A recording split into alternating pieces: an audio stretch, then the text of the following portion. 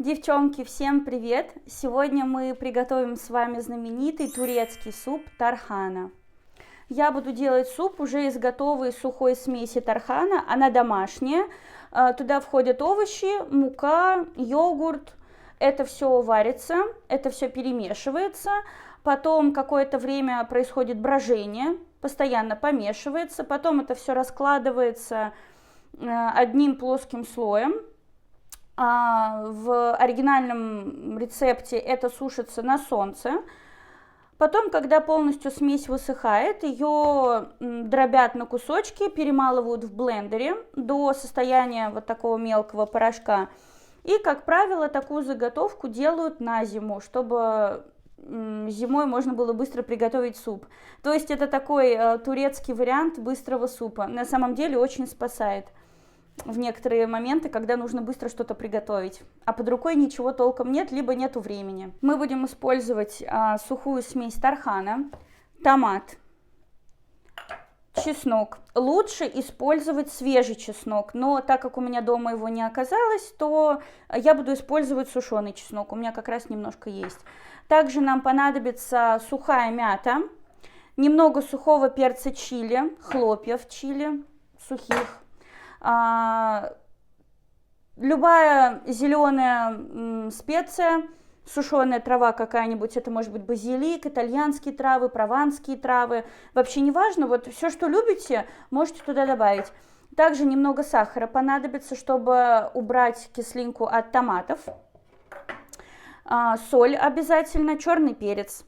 В принципе, вы можете выбирать специи по вашему вкусу. Вот что вам нравится, то можете добавлять. Можете вообще никакие зеленушки не добавлять, но мята – это обязательная составляющая супа тархана. Вот. Без нее будет уже не традиционный вкус. Кто-то готовит суп тархана на основе томатной пасты. В Турции томатная паста называется салча. Можно и другую посмотреть. Можно посмотреть уже томаты, очищенные в банке, например, перетертые томаты. Вот. Но я использую свежий томат, помидор, как хотите. У меня розовый помидор. Я перетерла его на крупной терке. Обычно я всегда просто перетираю помидор на крупной терке и сразу кладу в кастрюлю, в посуду, в которой буду варить суп. Но сегодня у меня пришла идея все это еще перемолоть в погружном блендере. Точнее, погружным блендером, миксером. Вот. Я хотела добиться более однородной массы, потому что, например, томаты во многих турецких рецептах очищают от кожуры, чтобы, вот эта вот пленочка... Ее очень многие не любят, поэтому, чтобы ее не было в блюдах, сначала очищают от кожуры, а потом уже измельчают помидоры, томаты. Вот. Но я столкнулась с тем, что когда помидор очищаешь от кожуры и начинаешь натирать его на терке, то он выскальзывает из рук постоянно, что неудобно. Вот. Соответственно, я терла помидор на терке с кожурой. И я хотела, чтобы была более однородная масса. Соответственно, мне пришла идея это еще перемолоть в блендере, погружным блендером. Мне кажется, что можно обойтись и без терки, просто нарезать помидоры и блендером это все перемолоть. У вас получится однородная томатная паста. Но это не томатная паста, это просто вот именно измельченный помидор. Без соли, без перца, вообще без всего, потому что мы специи будем добавлять уже непосредственно в суп. В идеале использовать свежий чеснок. Например, в Турции чеснок очень ядреный, поэтому иногда бывает, что одной вот такой головки хватает вообще на целое блюдо, на сковородку, либо на кастрюлю, вот, поэтому тоже тут по пропорциям смотрите по своим ингредиентам. Например, в Москве чеснок не такой ядреный, как правило. С ядреным чесноком я столкнулась именно в Турции. И частенько его перебарщивала, потому что не привыкла к нему. Но я вот буду готовить суп сегодня вот в такой кастрюле. Здесь 3 литра.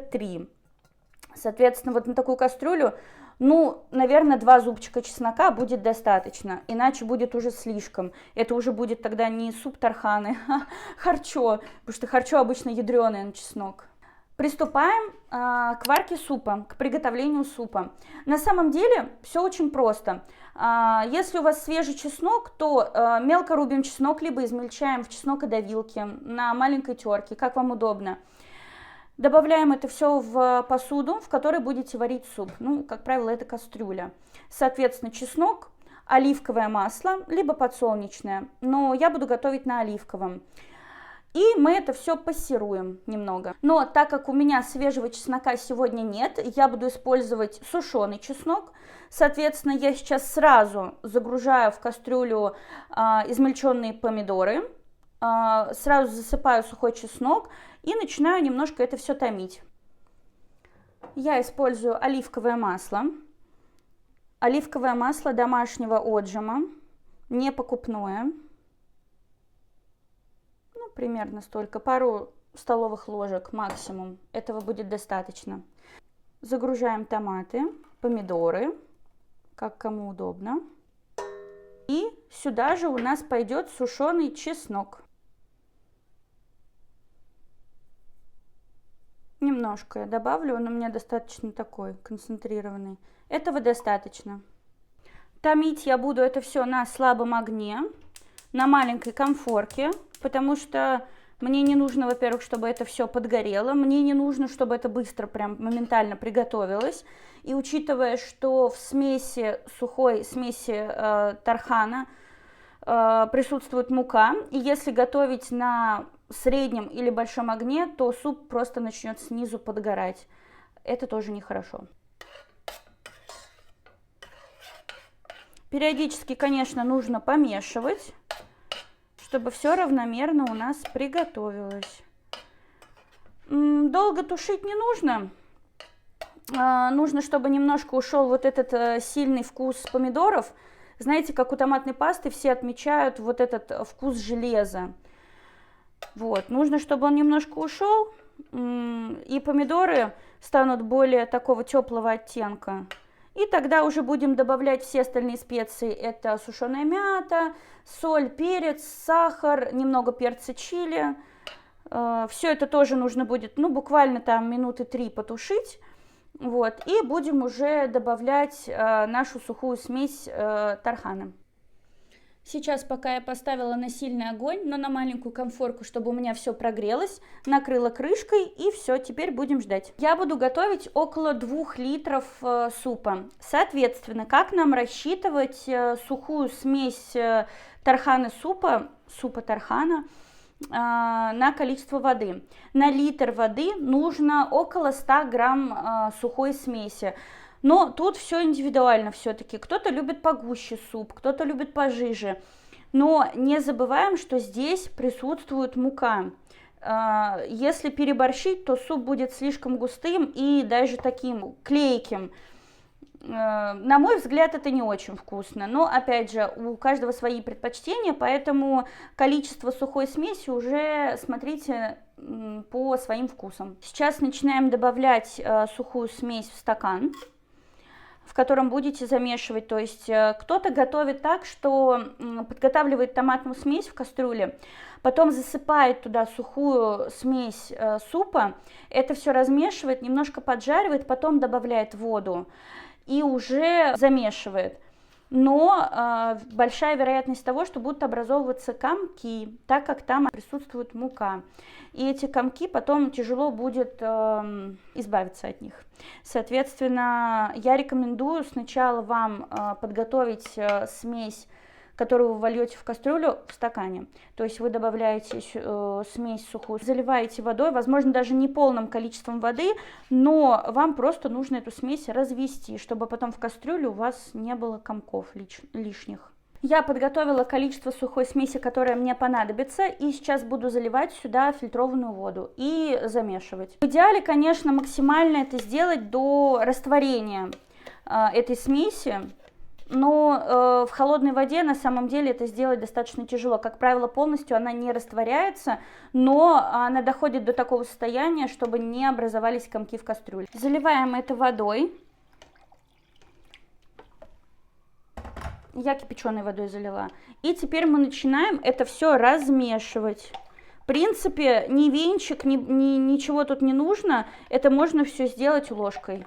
Но потом в кастрюле рекомендуют венчиком все-таки пройтись, пока это будет все закипать, чтобы как раз-таки мука не приставала к дну кастрюли, чтобы вся масса получилась равномерная и ничего не подгорело. Вот я сейчас размешиваю, и у меня там все равно остаются еще небольшие комочки, вот вы можете их видеть. Соответственно, в идеале нужно сейчас мешать до такого состояния, чтобы комочков здесь не было. И, следовательно, потом, когда вы в кастрюле уже будете выливать в томатную смесь, комочков там не будет, и ваш суп приготовится однородным и очень быстро. Как-то раз я готовила суп тархана, и у меня получился суп достаточно жидкий, я захотела все-таки сделать его погуще, потому что он был уж очень жидкий. Я добавила прям в кастрюлю еще немного порошка вот этого тархана, и в итоге, как о чем я говорила ранее, он получился у меня с комочками. И я просто взяла погружной блендер и разбила эти комочки, то есть сделала однородную массу. На качество супа это никак не повлияло, то есть все получилось очень вкусно, как и должно быть. Пока мы занимаемся сухой смесью, не забываем про томаты, их нужно регулярно помешивать. Давайте проверим наши помидоры. Отлично выглядят. Вот видите, они уже приобрели более такой яркий и теплый оттенок, до этого они были бледные розовые. Помешиваем обязательно. И сейчас будем добавлять сюда все необходимые специи. Я добавила сюда перец, сахар, соль, перец чили, сушеная мята. Я немного переборщила ее, но ничего страшного, потому что я буду много супа делать. Но это что-то по типу итальянских трав. Вот, то есть это по вкусу к этому относится. Теперь мы все это перемешиваем и даем этому всему тоже потомиться. Вот, ну, даже не минуты 3, как я ранее говорила, наверное, минут 5, да, потому что у нас массы больше, обычно я делаю меньше супа, но сейчас я сделала побольше.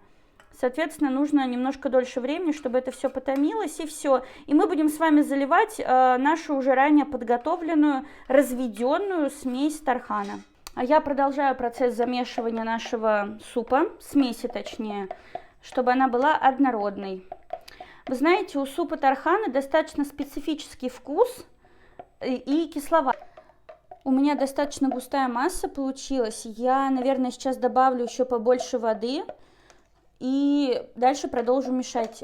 Помидоры у меня, в принципе, почти готовы, поэтому сейчас мы доведем до однородности эту массу и будем выливать уже ее в кастрюлю. Я добавила воды. Масса стала пожиже, сейчас буду ее доводить до однородности. Это очень важно. Вот видите, даже какие-то места, вот там до сих пор еще, вот видите, осталось неразмешанное. Но ничего страшного, в принципе, в кастрюле, когда мы будем это все мешать, мы все-таки можем использовать венчик или какие-то другие подручные предметы, которыми вам удобно это все разбивать. Моя смесь, в принципе, готова. Помидоры тоже готовы, поэтому я начну сейчас это все объединять потихоньку. Вот. Но у меня все равно эта смесь не до конца вымешалась. Там, возможно, сейчас какие-то комочки будут еще. Но ничего страшного. Вот, все. И выливаем сюда. Теперь немножко это все нагреваем и потом уже добавляем оставшуюся часть. Сейчас я все это буду перемешивать ложкой, но, в принципе, в процессе можно будет использовать венчик. Как я уже говорила, чтобы это все не начало пригорать, пристывать. Теперь это все нагреваем, можно увеличить огонь. Когда это все начинает закипать, то добавляем уже оставшуюся часть воды. И потом уже в конце приготовления вы регулируете по количеству специй, например, на соль или на остроту, если кто-то любит поострее. Это все уже на ваш вкус. Эта смесь очень быстро начинает закипать, я увеличила огонь, она начинает густеть. Соответственно, на данном этапе можно уже добавлять воду. Вот я взяла венчик, чтобы, видите, как оно густеет все. Вот чтобы это все постоянно разбивать, нужно регулярно помешивать. Ну, в принципе, в течение всего приготовления супа, после того, как вы залили смесь тархана разведенную. Вот я начинаю доливать воду. И буду все это замешивать. То есть суп должен теперь получиться у меня, приемлемой для меня густоты. То есть не очень жидкий и не очень густой. во время приготовления это все будет густеть, поэтому не спешите добавлять больше муки либо смеси супа тархана, сухой смеси, потому что потом в процессе нагревания и закипания суп будет густеть. Поэтому сначала доведите его до предположительной готовности, посмотрите на его финальную густоту и потом уже решайте, вам нужно что-то добавлять или нет. Тем временем я продолжаю помешивать суп, наш суп тархана. Я первый раз снимаю рецепт, поэтому вы мне скажите, пожалуйста, девчонки, вам, может быть, больше показывать самого процесса, как, что, куда я кладу, как делаю, больше показывать именно там специи, может быть, какие-то названия специй или еще что-то, может быть, вам что-то больше рассказывать. Вы мне напишите в комментариях, пожалуйста, чтобы я ориентировалась, что вам больше хотелось бы, чтобы я показала. Суп у меня еще не закипел, но он уже достаточно сильно начинает густеть. Возможно, я еще воды в него добавлю, потому что слишком густой, как я уже сказала, я не очень люблю. И, ну, это получается, как мне кажется, не очень вкусно, потому что он такой, знаете, сильно как крахмальный получается, что ли. Суп еще не закипел, но когда я его мешаю, он уже такой достаточно плотный. Вот если видите, такая консистенция тянущаяся немножко. Вот. Хотя по венчику так и не скажешь, вроде бы жидкий, но он достаточно плотный. Соответственно, когда он закипит, он, возможно, еще плотнее будет, и мне надо будет еще немножко воды добавить. Я на дне даже чувствую, как мука все-таки начинает приставать ко дну. Все-таки вот венчиком стараюсь это минимизировать. Поэтому нужно постоянно помешивать. Но я воды не буду очень много прям добавлять. Попробуем сначала так. И это он еще не закипел. То есть, но он уже горячий, естественно. То есть он прогрелся. Но до закипания, наверное, все-таки доведу его под крышкой. Посмотрим. Нет, еще воды надо добавить. Потому что он потом совсем станет как желе. Это, ну, так не должно быть. Поэтому стараемся все-таки довести до идеальной такой однородности, однородной массы, консистенции. Видите, вот я перебила томаты в блендере погружном, и консистенция еще более однородная стала. Только вот специи видны, и все. Вот это идеально на самом деле. Я так и продолжу делать. Я буду томаты не только на терке тереть, а именно перебивать их в блендере.